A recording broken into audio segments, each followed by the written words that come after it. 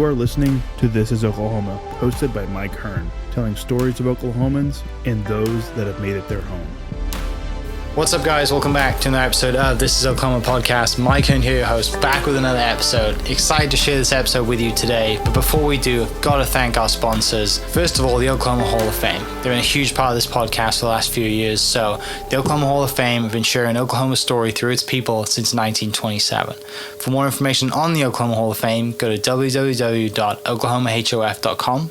And for daily updates, go to oklahomahof on Instagram and give them a follow. Our other sponsor today is the Chickasaw Nation. Now, the Chickasaw Nation have sponsored pretty much everything in Oklahoma. They're a huge supporter of Oklahoma.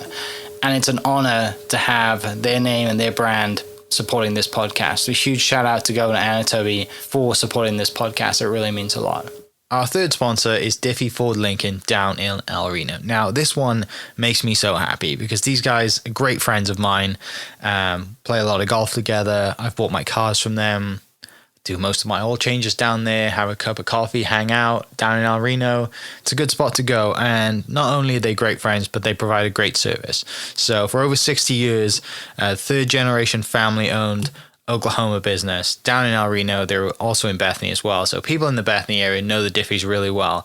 But if you're looking for anything new, used, Ford, Lincoln, or whatever, I'm sure they could find anything you want.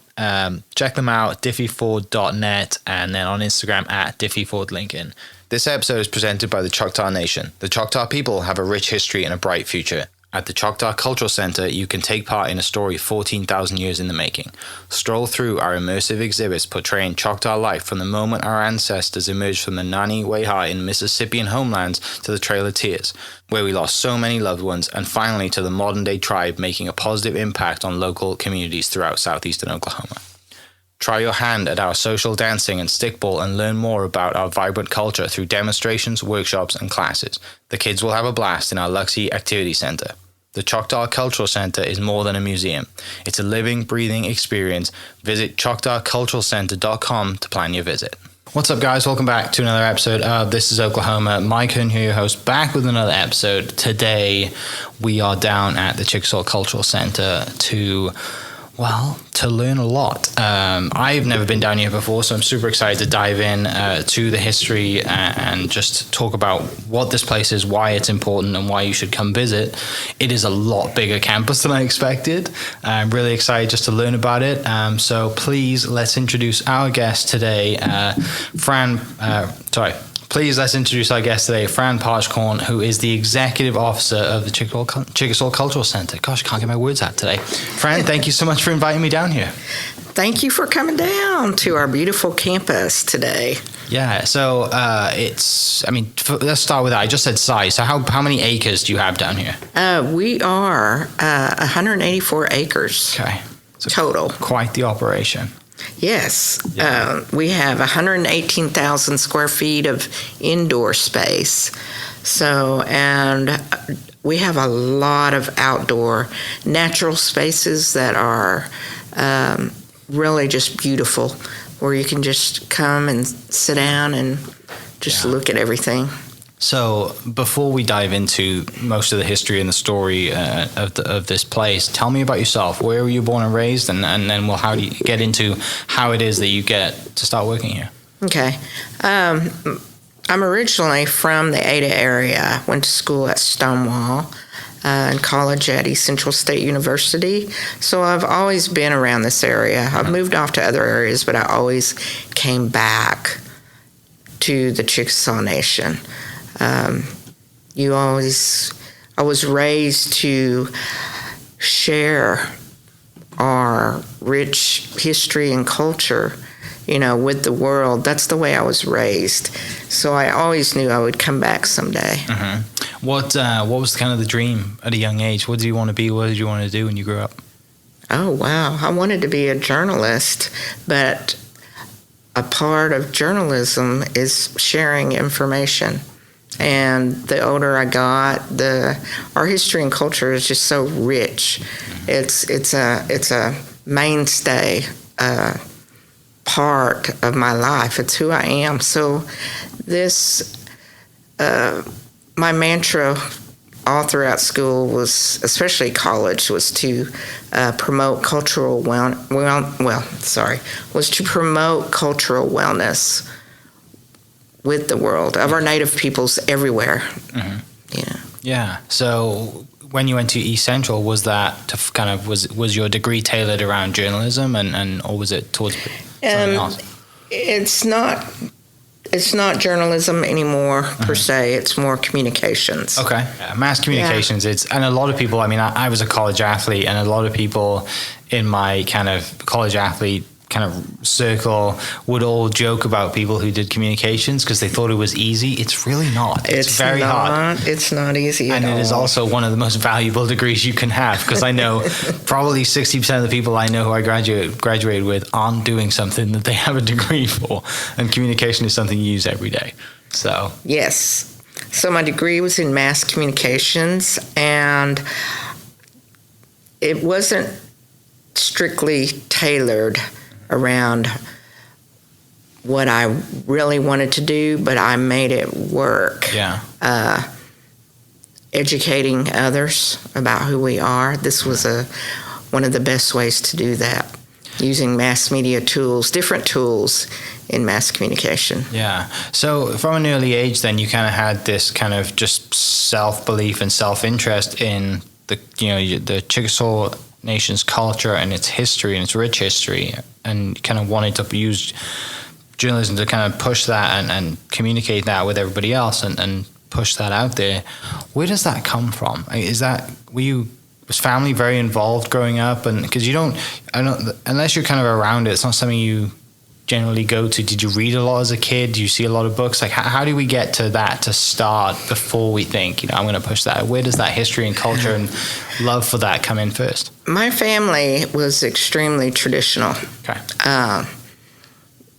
Usually and traditionally, when you're raised like that, you don't deviate from that. Like, okay. You don't leave the area. You don't, you're in that area all your life. But my daddy always wanted me to know and experience different things. He made sure that I was well-schooled and able to go to different museums that was outside of our comfort zone, I should say, to always learn other things, other ways, other cultures.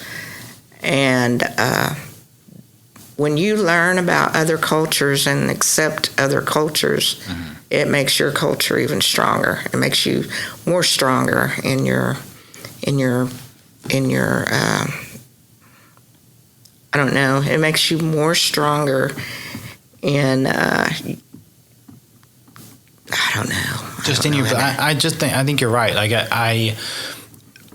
I think a lot of people should rewind that 30 seconds and listen to that again, because a lot of people don't. Sadly, we don't do that, right? We live in our bubble. We see things the only way we've seen things. Our parents grew up the way they grew up, and that's how we should grow up. Like what you just experienced, what you just said is what everybody should experience. Like the amount of value that you get out of seeing other cultures, and like you said, it reinforces the fact that you love where you are, and that you guys are on the right path and doing the right thing, because you see how someone else does it. And you're like, okay, I like how they do it, but maybe we can use a little bit of that but put it with what we have and make it stronger. Whatever it is, just the lesson of going out and experiencing broader things, and the fact that your parents had the awareness to do that for you is super valuable, and I'm sure you're extremely grateful for it as well. Oh, yes. It does make you more stronger in your convictions on how you portray who you are to others, because just because I was exposed to a lot of different cultures as a kid growing up in grade school, it made me see even then. I didn't realize it back then till later, but I actually knew that people need to learn about us more too as well. Yeah. So the cultural center's been in the works for well over more than 30 years. They used our elders for information and input into this whole center. Yeah, it's not something that you just can't just put it together in a matter of months, right? No, It's something that takes a lot of time and history and research. But before we dive into that, because I'm sure we can spend plenty of time talking about that, I want to talk a little bit about, for people who might not know, like myself, not growing up here, but even other Oklahomans listening might not be aware of, you mentioned you grew up very traditional in a traditional family. What does that look like when that's traditionally Chickasaw Nation, traditionally Native people? How does that look for people listening who might not understand what that's like? Because for them, they might say traditional, I went to church every Wednesday, Sunday, and that was mine, or however you see, or traditional, they might eat dinner every Sunday, to the family. What does that look like for you guys growing up? Our family was very traditional because they used the Chickasaw language in my house. Yeah. That's actually all I knew until I went to school. The way my age fell, I actually started what they called summer school at age 3.5. And 4 was Head Start, 5 was kindergarten, of course, but by the time I got to kindergarten, I was losing some of that native language, but it stayed with me throughout the years to the point to where I couldn't speak it in conversation, but I could understand the elders around me, what they were saying. I could tell you what they were talking about, and just our large gatherings. Our families were extremely tight, extremely, and that's how they kept that language. The language is a huge part of being part of a traditional Chickasaw family, other than being very spiritual in their beliefs. Yeah. So the belief system is it's just a lot more spiritual. Yeah.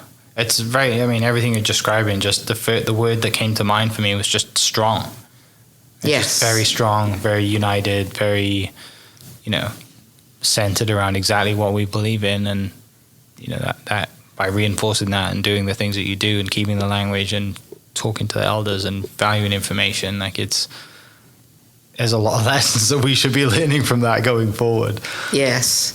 So in school, you're at ECU, you graduate. Take us there. Did you come back to Ada after you graduate and then go straight to work for the Chickasaw Nation, or do you do something else first? Yes, I was away for a while, and then I came back to Ada. I had already started a family, actually, and then came back to the Chickasaw Nation and worked in the health systems.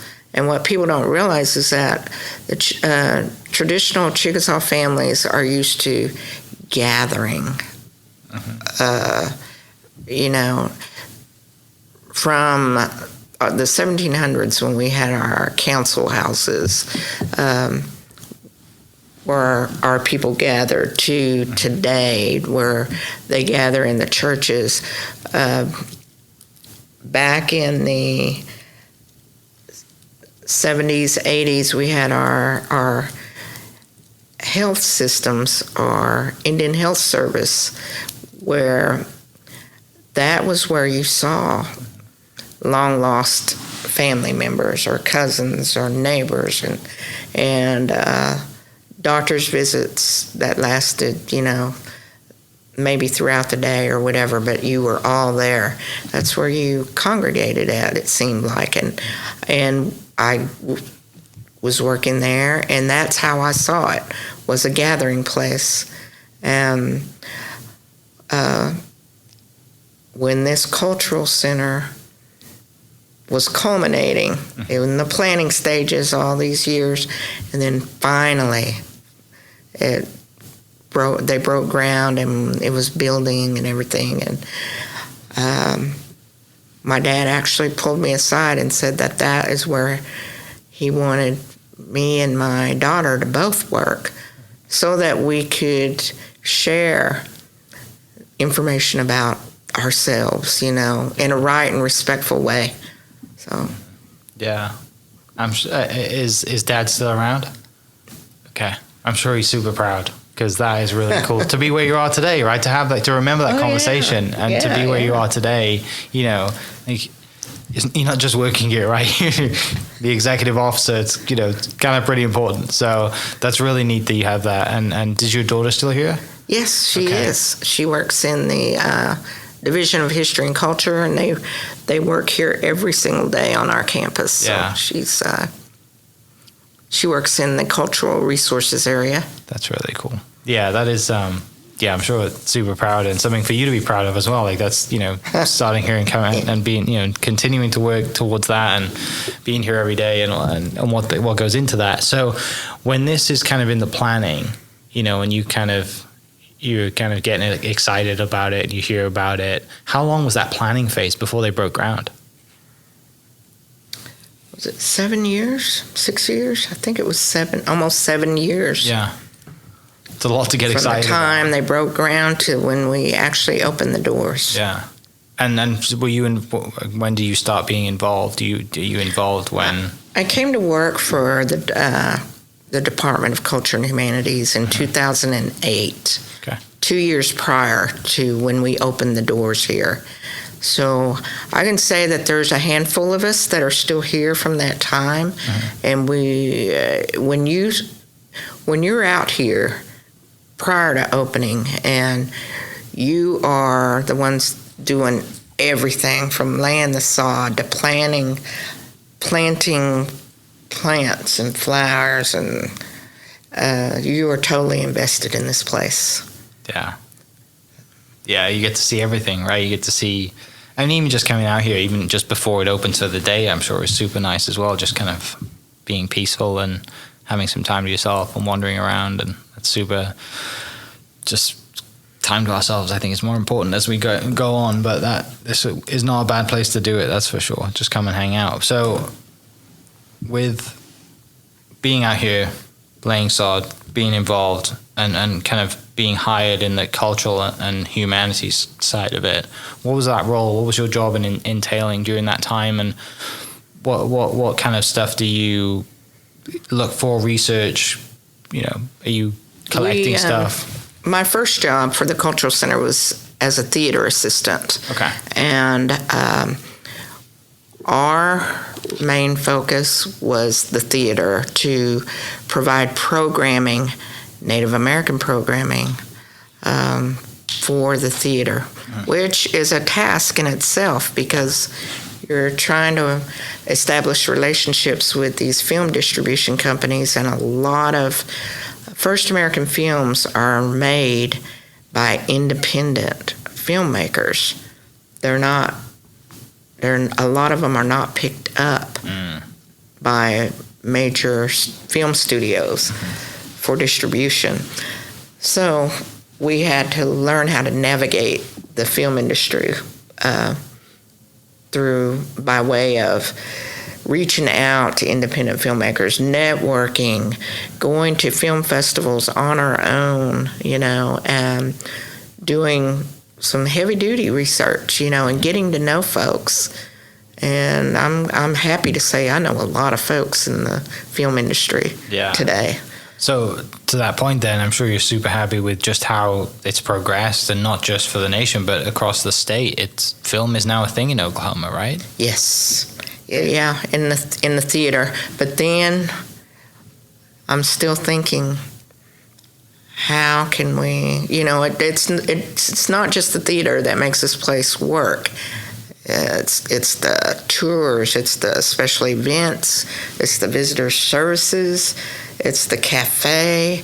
I'm starting to see all this, that we can't draw people into the theater without the help of people coming in for tours that are booked for tours. So I'm starting to see how the whole center connects. Yeah. And so throughout the years, I've been blessed to be able to work in different departments like visitor services and management, and I became a director of event operations, which involves the theater, special events, and cafe. Mm-hmm. And then now I'm executive officer, which oversees the whole operations of the cultural center, and that includes everything from construction to maintenance to horticulture.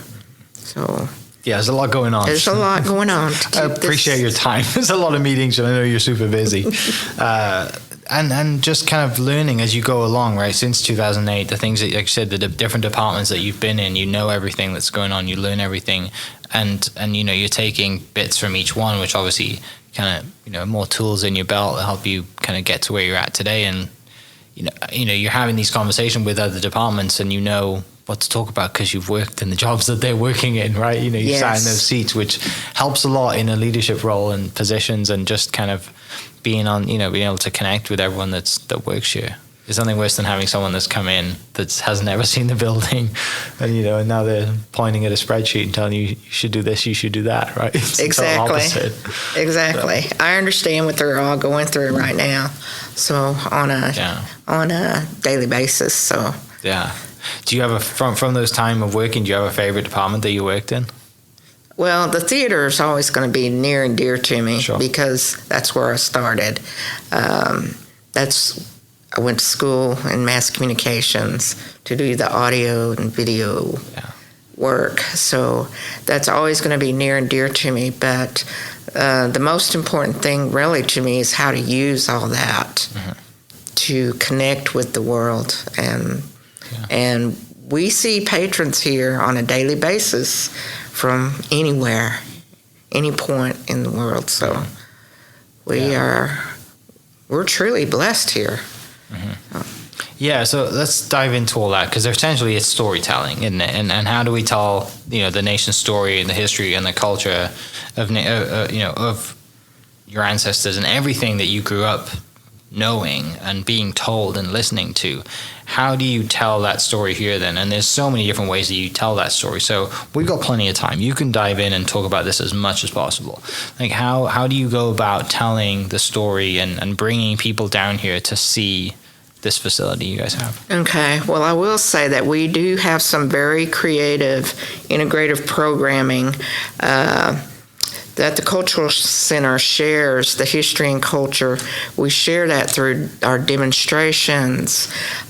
We have some high technology exhibits going on, and galleries, art galleries, our retail stores that promote our first American artists. We have so many different facets here and outlets here to share our history and culture through different events and exhibits that it's a lot. It's a lot for when a person here leaves here. Our main goal is for that person to be culturally enriched and want to return. What events do we have coming up this summer? Oh, wow. We are getting ready for our big summer festival. Okay. It's called Tumpali Festival. Tumpali means summer in Chickasaw. It is you should be seeing commercials on it pretty soon. Okay. It's a major event. It's one of our signature events, and we will have tons of programming for it. Outside, it'll be outside and inside. We will have all kinds of demonstrations and giveaways. Every department here takes part in it. Our horticulture department is extremely popular because they give away plants, all kinds of plants and herbs, and we have movies going on. It's a free event for all. We have a lot of giveaways. We have stomp dancing exhibitions. We have specials in our cafe. How long is the summer festival on for? It's just one day. Oh, it's just one day. Okay, so it's a jam-packed day. It'll be a jam-packed day full of activities and giveaways, and there will be a lot of folks here. Okay, what date is that? June the 10th. June 10th, so soon. Saturday, June the 10th. Okay, great. And is there, do people 9 till 7? Like, is it all day? Our hours are 10 to 5. Okay. 10 a.m. to 5 p.m. Yeah. And that for you guys is kind of like your Super Bowl for the year then? It's one of them. We have several throughout the year. Okay. We have our events start back in the spring during the spring break with our Three Sisters Festival. It's held every year during Oklahoma spring break, and we have a lot of people during that week. That's a week-long celebration that celebrates the renewal of our year with spring and planting of the Three Sisters, which are known to us as the corn, beans, and squash. Okay. And how that planting method shows a system of support, and it's similar to the way that we believe in ourselves, our structure, to have another successful year. It's always a successful event. And this year we happened to have the Hoba-Psachi Native Film Festival during that time. It's a major signature event that's usually held in November, but was put off due to the pandemic through to this year. So a lot of stuff going on. A lot of stuff going on. We have Native Fashion Show coming up in July. We have the gospel singing that will be held in September. We have our Native American Heritage Day, which is major in November. That's held the first weekend in November during Native American Heritage Month. And then our Christmas celebration in December. These are all major events that will bring in 1,000 to 2,000 people. Yeah. So. There's always something next, right? And the way the timelines work, they overlap. So I'm sure there's a lot of planning, a lot of things to do. One of the things I noticed coming in, me and Dana noticed it because it was the smell of how good the cafe. Something was cooking in the cafe. It smelled fantastic. If the cafe has been updated, is it new? Do we have a chef? I mean, it was. Something smelled really good. It made me really hungry. So for people listening, they can come down and eat while they're here too. Oh, yes. Our cafe is newly renovated. They just opened up in February, and they've been going nonstop. The cafe has been upgraded to new features, new equipment, a new menu. We try to include traditional food ingredients that are reminiscent of our ancient Chickasaw homeland. That includes southwestern Kentucky, western Tennessee, northern Mississippi, and northwestern Alabama. So we will always have the traditional Indian taco alongside our very traditional Chickasaw dishes of pashofa and grape dumplings, which is a dessert. But we also wanted to bring in some gourmet things using ancient ingredients, such as we have an elk burger that's extremely popular. We have salmon, a salmon dish that's delicious. We have, we still have our bison burger, and we have venison stew. So we were trying to incorporate traditional ingredients like this into our dishes, but they are really gourmet. Do you have a favorite? My favorite is the salmon, actually. It's excellent. Yeah. I'm going to have to come back multiple times because I can't eat all of those in one go. So they all sound really, really good. Especially the elk burger sounds epic. Oh, yeah, that's really popular. Yeah, it sounds really good. You mentioned the store as well. Obviously, you guys got a store here and the artists and the art that you have in the retail store. How do you kind of go about curating that store? And because there's a lot of artists out there, and obviously they all do great work, but so it's kind of a challenge to just kind of pick some. You can't have all of them. So what's the process of picking those artists and curating the store and some of the things that maybe people, if they come down, can look for in the store as well? Well, the Achampa gift shop, it features items. It had the original intent of just focusing on Chickasaw artistry, such as paintings and sculptures and carvings and books, jewelry and beaded items and traditional clothing. But we have there is a limit on what we feature in that store. Yeah. We are trying to keep it southeastern. Do you have, obviously there's plenty of acreage around here and a lot of stuff to do. Do you have a kind of a favorite part of the facility? No, I don't have a favorite. I've gotten asked that before, and everywhere I go, on this campus, it's just, I don't know, it's just breathtaking. Mm-hmm.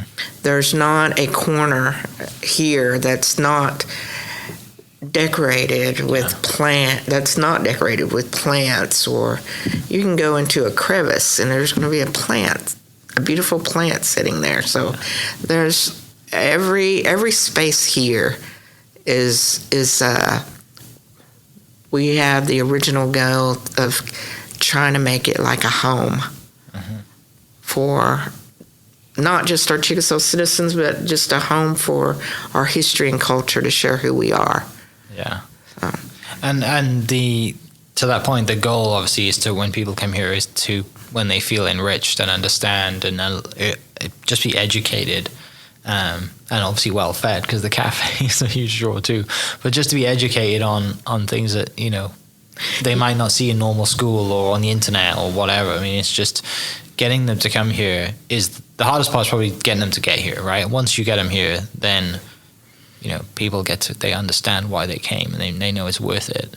Yes, we have an excellent marketing team that's dedicated to us, to the cultural center, that works hard every single day to be it online programming or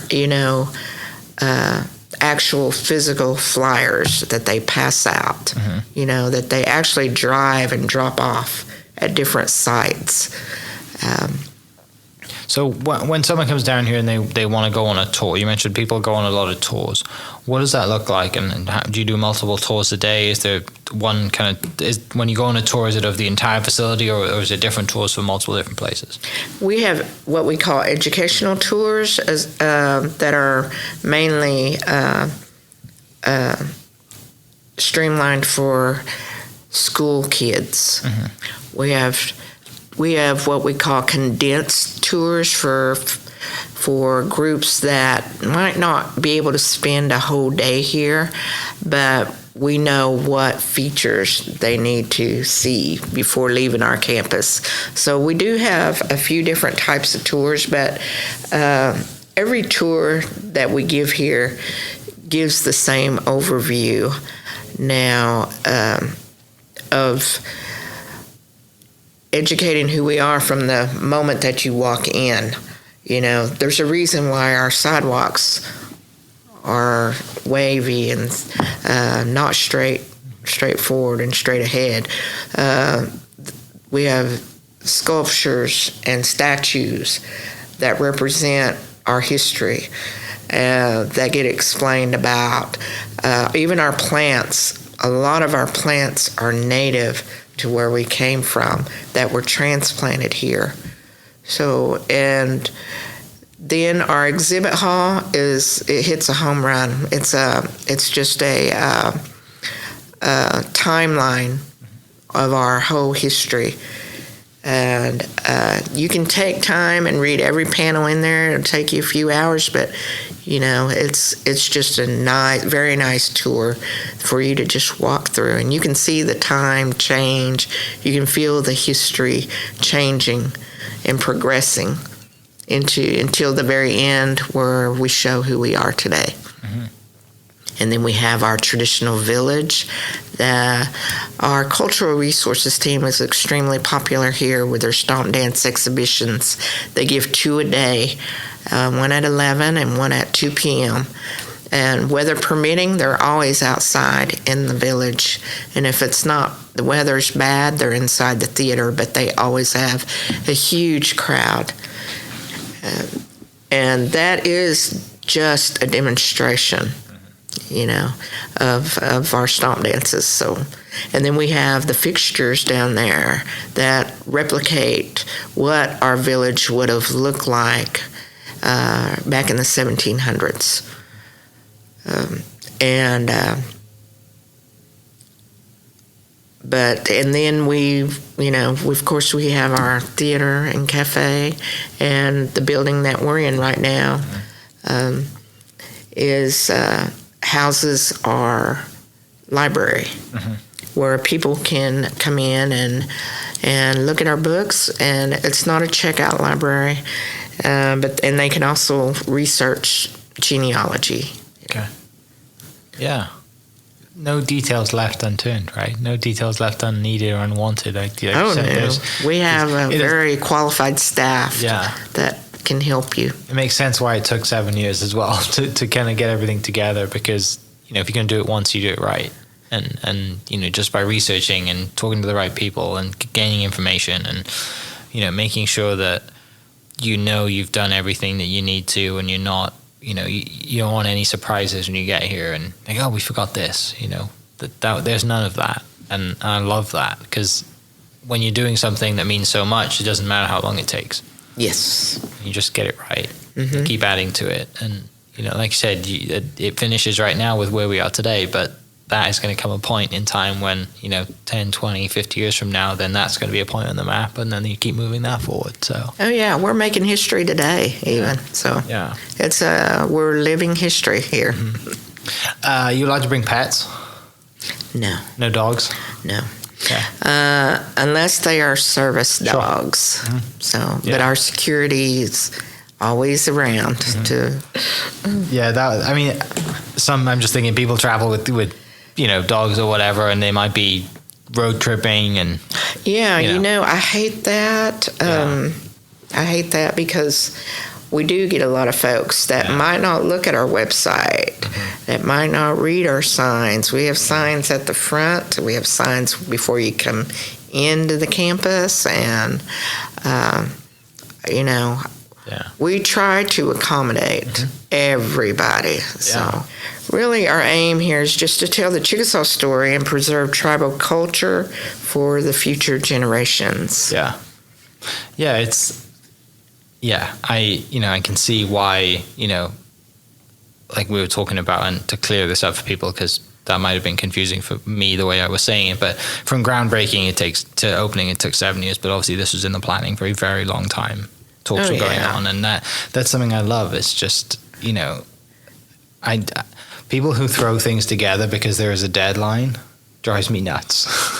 Everyone has a deadline, I'm sure, but at the same time, and obviously there's certain things that have to be done, but when in the context of a cultural center, right? If it's a building that has to go up in a certain time, or a school, I get it, that's fine. But in the context of what we're talking about today, the fact that they were having this conversation, 30, 40, 50 years ago, and now, and it takes 7 years from groundbreaking to opening day, like that's just proves that, it's worth coming to see it. It's got to be done. Even just the sculptures I saw walking in, and I kind of pass. So the Chickasaw Community Bank that just opened, I pass that daily on the turnpike up in Oklahoma City, and the sculpture that is also now outside of that building. Yeah, it's worth just pulling up just to see it, because it isn't, and I was at Bedray a couple of months ago talking to Kay, and again saying, it's just not too far down the road from here. Also, great plug. You should go get chocolate there because it's incredible. Like there's not just other things to see, like even just coming and taking a photo in front of those sculptures, like they're really cool to see. They are. I have a huge appreciation for art. So, somebody says art is life. I agree with them. But it's just prevalent here. And it doesn't have to even be the sculpture. It could be something else. It could be something that's in our exhibit hall, that's maybe a replica of a traditional weapon that we use. But to me, that's even a piece of art. The way that they used weapons, and or the way that they constructed their weapons, the Chickasaws, and the ancient gardening tools, that our horticulture team can still use today. Yeah. You know, they don't use it every day, but they take it out at special events and stuff and demonstrate how they're able to actually work with ancient gardening tools.